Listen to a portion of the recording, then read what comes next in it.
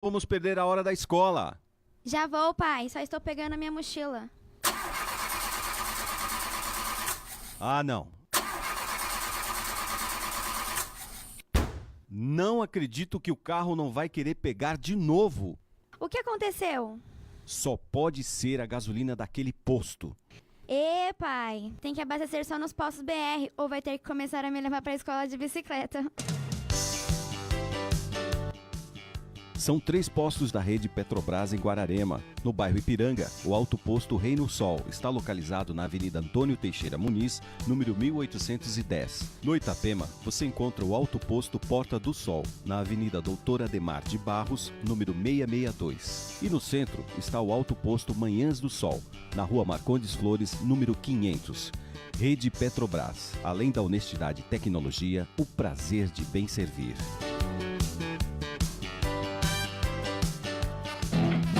Tudo que você pede, a Mega toca pra você. 879. Participe da programação Mega. 939397549. Esse é o WhatsApp da Mega. Participe. Todo mundo tá curtindo Mega FM. Melhore sua saúde com água mineral Ibirá. Nela você encontra mais de 10 ótimos motivos para cuidar da sua saúde. pH alcalino com vanádio. Elimina 10 vezes mais toxinas. Controla diabetes, ácido úrico, pressão alta, colesterol, cálculo renal, atua como detox e colabora na prevenção em combate ao câncer, na perda de peso e medidas. Em Guararema, você encontra a água Ibirá na rua Marcondes Flores, número 182, no centro. Telefones 4693-1832 ou 99619-2535. Temos também água 0% de sódio, água para seu escritório e empresa, descartáveis com ótimos preços. Venha conferir. Água mineral natural Ibirá, a escolha mais saudável da sua vida.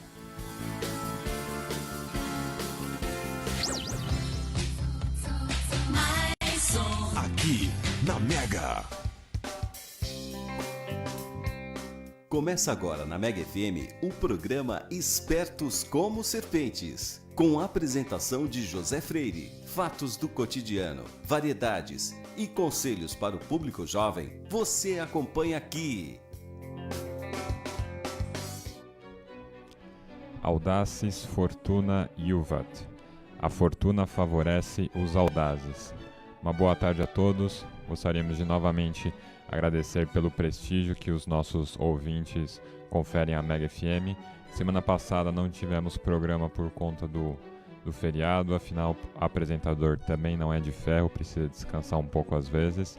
E nessa semana nós retomamos os nossos programas e hoje talvez seja o programa com o viés mais prático desde que nós iniciamos os nossos programas. Hoje é o 10º programa e eu quero falar de uma coisa assim muito prática que toca especialmente a vida dos jovens, especialmente jovem que está por volta de 16, 17 anos, pensando em vestibular, até o jovem que está concluindo o seu curso acadêmico e que depois da graduação quer dar continuidade aos seus estudos. Então eu fui agraciado pela oportunidade de realizar este ano um curso em Harvard, em Cambridge, nos Estados Unidos. E como eu disse no primeiro programa, eu tive a oportunidade, fui um sujeito privilegiado de conhecer pessoas altamente qualificadas e estar em meios muito, muito bons. E tudo isso não pode ter servido simplesmente para engordar o meu currículo, senão, como eu disse no primeiro programa, tudo isso terá sido um mero exercício de futilidades da minha parte. A ideia é que você adquire um conhecimento e transmite esse conhecimento a outras pessoas. Tem um economista, salvo engano, coreano-americano, agora fiquei na dúvida, chamado Hajo Chang, que ele tem um livro chamado Chutando a Escada. Então a ideia do chutar a escada é uma pessoa que, uma vez que ela consegue alcançar aquilo que ela deseja, ela chuta a escada para que ninguém mais consiga alcançar aquilo. A minha ideia é justamente o contrário, é mostrar o caminho das pedras para vocês e indicar quais seriam os principais atalhos para que vocês também tenham a oportunidade de estudar numa instituição tão renomada quanto ou ainda mais. Então, eu, com base na minha curta experiência de vida, acredito que eu posso ajudá-los nesse sentido. Mas antes de falar propriamente nos passos para que você consiga estudar numa instituição tão renomada, a gente tem que começar falando o que você não deve fazer. Então, a melhor maneira de você descobrir como fazer uma coisa no primeiro momento é descobrir justamente o que você não deve fazer. E eu preciso falar um pouco sobre algumas impressões que eu tenho sobre o nosso país. São impressões que eu tenho acumulado desde aproximadamente os 14, 15 anos e que tem me deixado profundamente preocupado. E a minha curta experiência tem confirmado todas essas minhas impressões. Então, o que eu vou abordar aqui um tema que, na verdade, dá um livro de 1000 páginas, acredito. E esse termo, acho que foi o melhor termo que eu consegui encontrar para falar do que eu tenho em mente. Então, primeiro de tudo, a gente tem que partir do segundo pressuposto. Nós vivemos num país culturalmente doente. Não existe no Brasil nenhum parâmetro de normalidade espalhado pela sociedade pelo qual você consegue se pautar para discernir quais as ações você deve realizar. Consequentemente, se você está num país que é um grande manicômio e que a maioria das pessoas não tem uma saúde intelectual, psicológica e existencial adequada, você não pode se pautar pelo comportamento da maioria. Então, se você buscar a confirmação para aquilo que você quer ou que você faz pelo ambiente social onde você está incluído, você está automaticamente se enfraquecendo, porque você tem que justamente fazer alguma coisa diferente. E o que eu vou analisar é justamente o que eu gosto de chamar de pecado original brasileiro. Por que essa expressão pecado original? Porque eu acredito que, assim como o pecado original, no sentido bíblico, não é algo que nenhum de nós contraímos em decorrência de uma culpa, mas nós já nascemos com isso, por conta do lugar em que nós nascemos, no Brasil, no século XXI. Você escapa disso se, por exemplo, você nasceu no Brasil, mas na verdade você é filho de diplomatas italianos, australianos, americanos, etc. Ou se você nasceu no Brasil e você teve um contato durante muito tempo com alguma cultura estrangeira que se encontra num estado mais saudável do que a brasileira. Tirando isso, não adianta. Todo mundo que nasce no Brasil nasce com isso, o pecado original brasileiro. E em que consiste esse pecado original? Esse pecado original é marcado por uma expressão com a qual eu tive contato pelo economista Roberto Campos, o coeficiente de Macunaíma. Macunaíma é uma obra de Mário de Andrade, do início do século XX, e mostra como que seria a formação do povo brasileiro na figura de Macunaíma, que seria um índio, e seria a figura do herói sem caráter. A gente tem essa ideia do herói sem caráter sedimentada em vários símbolos sociais da nossa cultura. Então a gente tem a famosa lei de Gerson, que o brasileiro adora levar vantagem em tudo. A gente tem isso cristalizado na figura do Zé Carioca, que é o malandro carioca, boa praça. Então essa ideia que o brasileiro é um sujeito meio maleável, meio sem virtude, a gente tem, por exemplo, na obra O Curtiço, de Aloysio de Azevedo, a figura quase animalesca pela qual o brasileiro é retratado naqueles personagens, né? Então, o primeiro passo é ter consciência de que existe isso no Brasil. Você, uma vez que nasceu no Brasil, tem isso. E é o seguinte, você precisa rejeitar isso de todas as maneiras possíveis. Rejeitar o que, exatamente? É isso que a gente vai tentar destrinchar aqui, ao menos alguns aspectos. Bom, um dos grandes problemas da cultura brasileira é que, primeiro, nós fomos o penúltimo país na América a abolir a escravidão. Isso se deu em 1888 e o único país que demorou ainda mais que o Brasil para abolir a escravidão foi Cuba, que, salvo engano, foi na virada do século XIX para o século XX. Qual que é o problema da escravidão? Bom, uma série de problemas, né? Além de, por meio da escravidão, você desvalorizar o trabalho, especialmente o trabalho manual, você cria essa mentalidade de eu vou delegar sempre um trabalho para outra pessoa fazer. Ou seja, não sou eu que tenho que fazer alguma coisa, eu tenho que delegar isso para outra pessoa. E a gente percebe o quão nocivo isso é, porque você sempre está delegando alguma coisa para alguém. Muitas vezes algo que é a sua responsabilidade você delega para outra pessoa. Ao fazer isso, você está se enfraquecendo como ser humano, porque é próprio do ser humano cumprir as suas próprias responsabilidades. Quando você cumpre as suas responsabilidades, você é como aquela metáfora que eu usei nos programas anteriores da garrafa d'água. Você vai colocando cada vez mais água dentro da sua garrafa à medida que você vai realizando mais coisas com sentido. Por excelência, aquilo que faz sentido é você cumprir a sua responsabilidade. Primeiro de todas as responsabilidades que todo mundo tem, trabalhar. Se você delega essa responsabilidade para alguém, bom, você está se enfraquecendo e se tornando um indivíduo mesquinho e sanguessuga. Por isso que é lamentável a gente ver jovens sem nenhum tipo de ideal. Hoje, qual que é o ideal do jovem médio brasileiro? Ser aposentado. Então, assim, você está entrando na vida de marcha ré. É mais ou menos assim.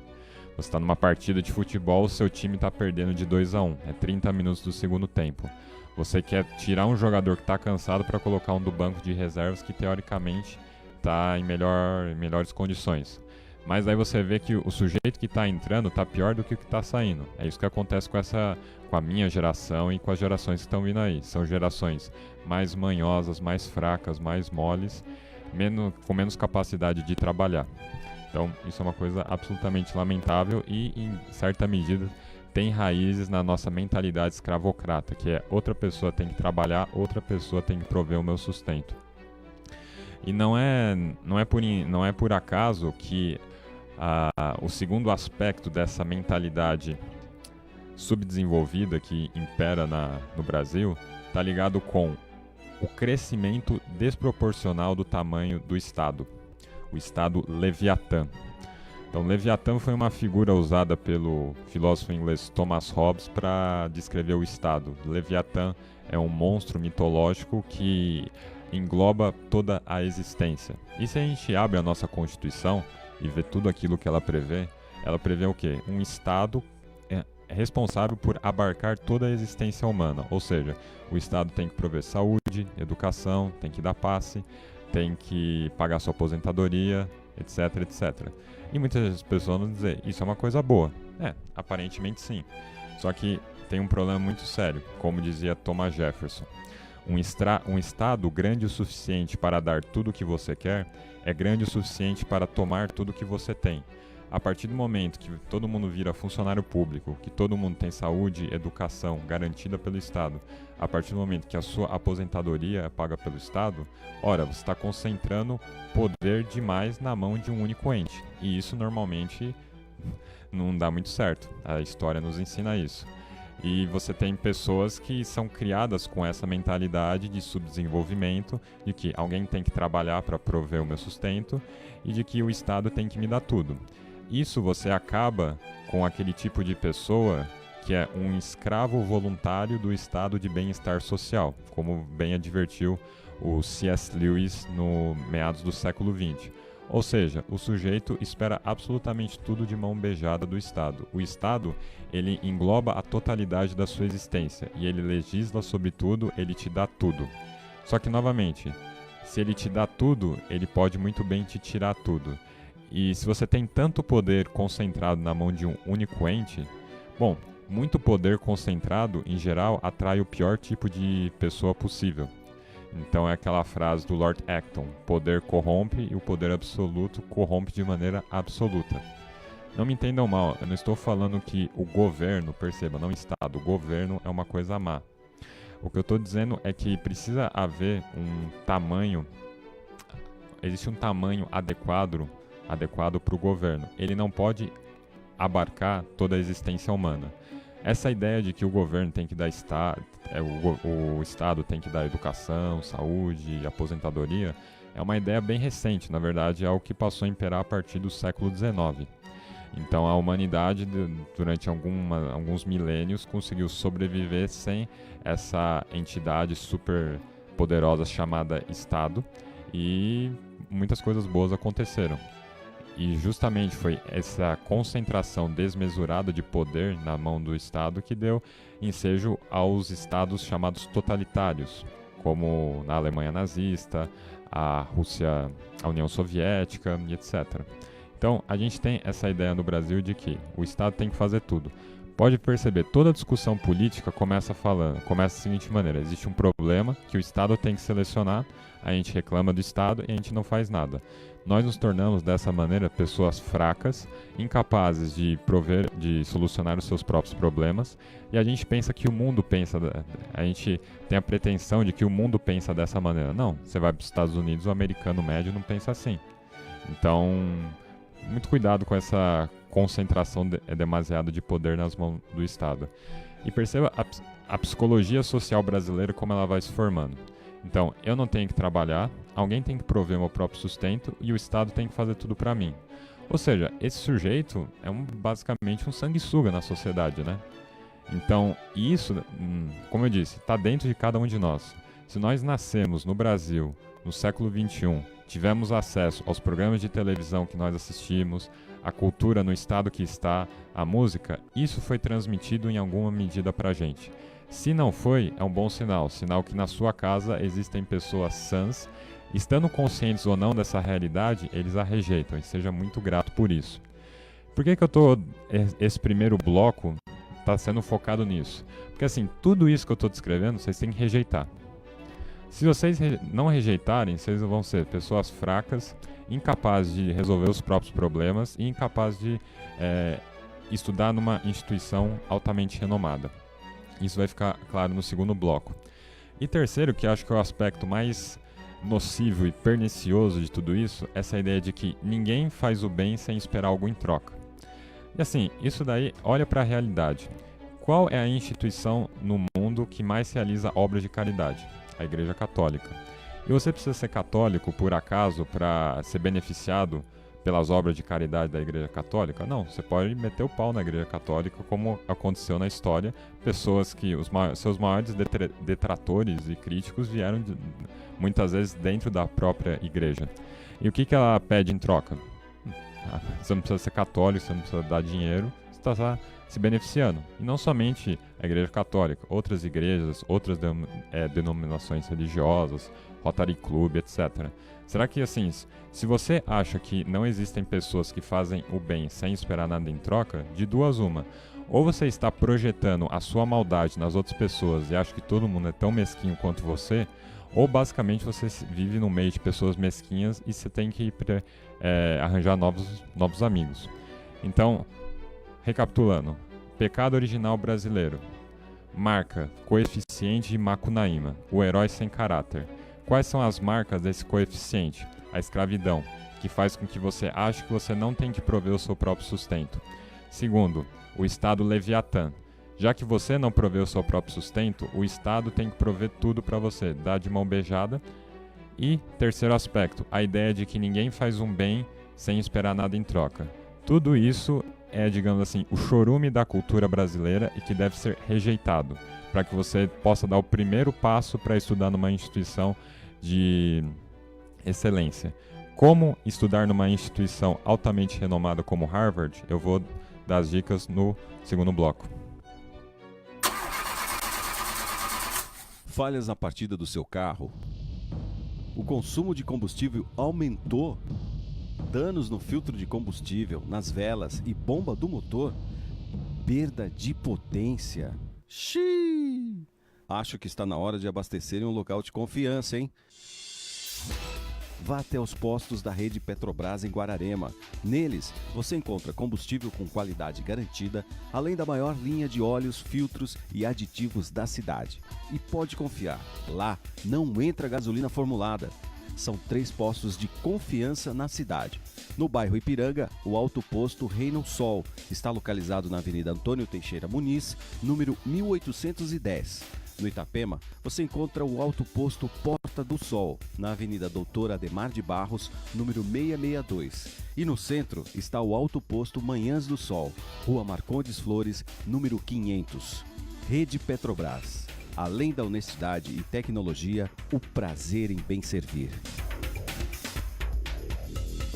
Você sabe o que rola aqui na Mega, domingo, às 10 da manhã? Programa Mega Festa. Produção e apresentação, Gomes Mazurca. Programa Mega Festa, domingo, às 10 da manhã. Vem pra festa! Estamos de volta. Agora a gente vai começar o trajeto de como chegar numa instituição altamente renomada.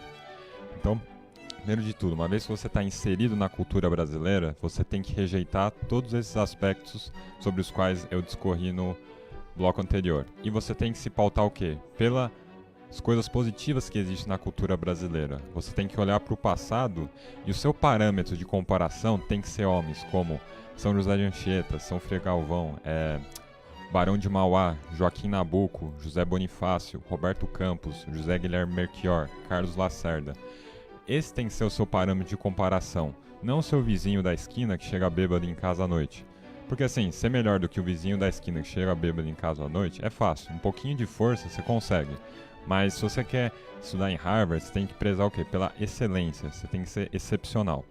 Então você tem que absorver os bons aspectos da cultura brasileira, que geralmente estão no passado, porque hoje a gente vive num estado de loucura social, e você tem que absorver aquilo que de positivo existe em culturas estrangeiras que estejam num estado mais saudável do que a cultura brasileira. Tudo bem. Ponto de partida, número 1. Meta o seguinte na sua cabeça. O seu fracasso ou sucesso depende exclusivamente de você, de ninguém mais. Não é de família, não é de pai, não é de mãe, não é do Estado, não é do professor, não é do José Freire, não é da Magister Freire, etc. Você é autor da sua própria história e você vai definir o quão bem sucedido você será ou não. Tudo bem. Para isso, você tem que fazer o quê? Eu comecei o programa com o seguinte adágio latino. Audaces fortuna iuvat. A fortuna favorece os audazes. Ou seja, existe uma ideia de que você deve se proteger, mas essa é uma ideia horrível. Por quê? Porque você não tem que buscar proteção e sim a força, ser uma pessoa forte. Isso é uma realidade mesmo no plano biológico. Qual a melhor maneira de você tomar uma pancada no músculo? É se o músculo estiver relaxado. Quanto mais você fugir das dores, do sofrimento, mais vai doer. Então o que você tem que fazer? Você tem que fortalecer o seu músculo para que as pancadas que você levar não te derrubem. Da mesma maneira com o seu caráter. Você não pode se esconder dos desafios, mas você tem que encará-los de peito aberto, tomar na cabeça e levantar. Levantar continuamente. É aquela ideia do Rocky Balboa. Você tem que levar pancada na cara, você cai, levanta e continua. Cai, levanta e continua. Em algum momento você vai vencer. Em algum momento você vai vencer. Agora, a objeção é a seguinte. Mas eu tenho dificuldades financeiras, não sei com a minha família, etc, etc. Bom, perceba uma coisa. Se você tem dificuldades, é justamente você, para você que eu estou me dirigindo, é justamente você que tem que ser forte. A única pessoa na face da Terra, o único grupo de pessoa que pode se dar o luxo de ser fraco é playboy, gente. Por quê? Porque um playboy, ele pode se esconder atrás do pai, da mãe, do nome da família, do diploma universitário, de alguma instituição que ele trabalha, etc. Se você não tem essas garantias externas, o que resta a você? Ser forte. Então, quanto mais problema, quanto mais dificuldade você tiver, mais forte você precisa ser. Tem uma frase que eu ouvi uma vez de uma sabedoria ímpar, que eu acho que eu vou entalhar no meu carro, que é a seguinte: as árvores fortes nascem dos solos que têm mais esterco. Ou seja, quanto mais tragédia, coisa ruim acontecer na sua vida, mais combustível você tem para se tornar uma pessoa forte. Porque se você ficar querendo se proteger, você vai se enfraquecer. Você tem que se fortalecer em todos os aspectos da sua vida. Isso passa primeiro, fortalecimento físico. Você tem que fazer atividade física, se não diariamente, de maneira muito frequente. Por quê? Porque se você assim... O ser humano, a gente divide o ser humano assim, vida privada, vida pública, mas a gente é uma unidade. Você tem que buscar a força em todas as unidades do seu ser. Começando pela força física. Você tem que ser um sujeito que tem que levantar da cama de manhã. Você não pode fazer corpo mole, não pode ser preguiçoso. Você tem que ter uma boa saúde para encarar os problemas da vida. Esse é o primeiro aspecto da força. Segundo, a dimensão intelectual. Você, da mesma maneira que você cria um corpo, os seus músculos se desenvolvem exercitando, você vai ter uma mente, um cérebro mais forte a partir do momento que você exercitar o seu cérebro. Então coloque uma meta, vou ler um livro por semana, vou escrever 2 artigos por semana. Ah, mas eu não sou bom. Então, não é para você publicar no primeiro momento, para você se desenvolver. Você acha que é na primeira pintura, primeira escultura que um artista faz que ele vai ser bom, que ele vai expor? Não, claro que não. Você tem que começar esse processo e se comprometer. E terceiro, você tem que ser forte espiritualmente, do ponto de vista existencial. Os seus objetivos estão claros? Você tá claro para você qual o sentido da sua vida? Como que você lembra diariamente o sentido das coisas que você está fazendo? Como que você entra em contato com o observador onisciente, também conhecido como Deus? Você tem que fomentar a força em todos os aspectos da sua existência, biológico, intelectual e espiritual. E para conseguir ser forte, você tem que ser uma pessoa disciplinada. Então, por um lado, você tem que desenvolver as virtudes típicas de um militar, ou seja, ordem, disciplina, pontualidade, para que você possa se fortalecer. O intelecto se aperfeiçoa na solidão e o caráter na agitação do mundo. Como que você se torna uma pessoa mais inteligente? Você se fecha, você se isola, você pega um livro, ou você assiste um curso, você vai absorvendo isso. Você precisa do silêncio para se tornar mais inteligente. Mas para se tornar uma pessoa mais forte do ponto de vista do seu caráter, como que você faz isso? Enfrentando de peito aberto os desafios da vida. É dessa maneira que você vai se fortalecer. Então, intelectualmente você se fortalece de maneira solitária, por meio do silêncio e do estudo, e o seu caráter você se fortalece basicamente mergulhando de cabeça no que a vida tem para te oferecer. Esse é o primeiro ponto. Por quê? Porque assim vai acontecer como com um bambu. Muito interessante essa ideia que os chineses têm, acho que são os chineses, da teoria do bambu. Um bambu, quando bate um vento muito forte, ele enverga, mas não quebra. E depois de um tempo, ele volta para a posição normal. A ideia do bambu é muito interessante para que você adapte isso para o seu caráter. Ou seja, você talvez vá envergar, mas você não quebra. De uma maneira bem prosaica para falar dessa realidade, há alguns anos tinha aquela música, não é? Nós trupica, mas não cai. É mais ou menos assim. Você vai envergar, você vai trupicar, mas você não vai cair. E você só vai conseguir isso se você desenvolver as virtudes próprias de um militar. Isso é um lado da moeda. Agora, além de você ser uma pessoa forte e disciplinada, você tem que ter uma imensa cara de pau. Você tem que ter a cara de pau de um ator, tipo Jim Carrey. Por quê? Porque você não pode ter medo de errar, não pode ter medo de levar não e não pode ter medo de ser alvo de chacota. Então, eu quando fui apresentar o meu TCC, basicamente o professor que estava me avaliando acabou comigo. Mas assim, acabou mesmo, foram 25 minutos de tortura. E isso foi muito bom para mim, porque fez com que eu me tornasse um sujeito mais humilde, fez com que eu avaliasse os erros do meu trabalho. Se ele tivesse pena de mim e passado a mão na minha cabeça, talvez ele não teria me fortalecido tanto quanto quando ele me deu uma surra. Só que para isso você tem que estar disposto a levar a surra. Você tem que estar disposto a ser alvo de chacota, riso, fazer um negócio e não sair muito bem. Porque é dessa maneira que você cresce. Então você não pode ter medo. Por isso que eu digo, uma enorme cara de pau. Uma enorme, assim, abissal. Sem... Jim Carrey no modo elevado ao quadrado. Uma enorme cara de pau para você conseguir tudo isso.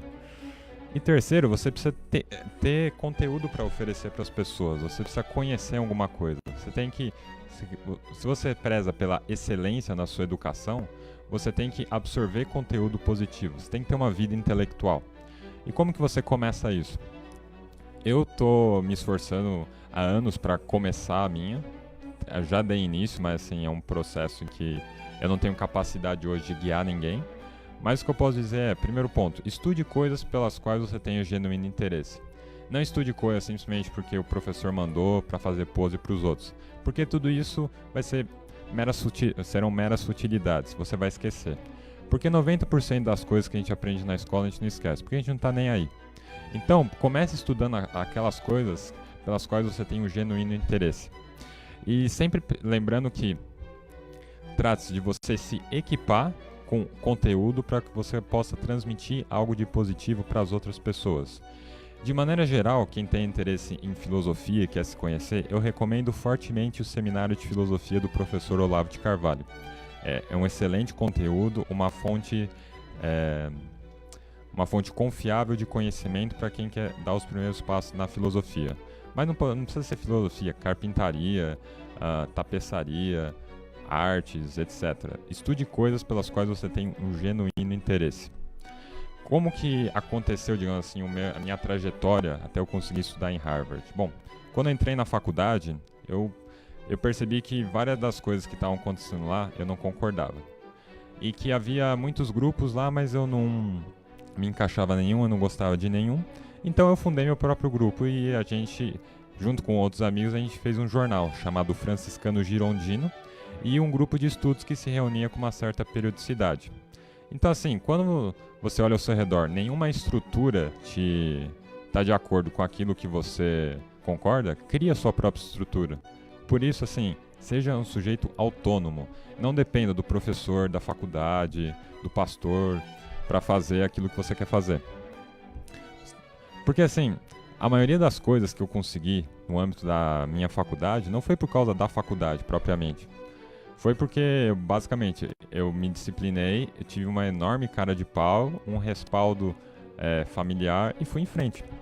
Então, a gente fundou um jornal, um grupo de estudos, e a gente fez 2 semanas de eventos, a Semana Nabuco e Semana Bonifácio, em que a gente basicamente mandava um e-mail para as pessoas, para os palestrantes. A gente conheceu muita gente dessa maneira.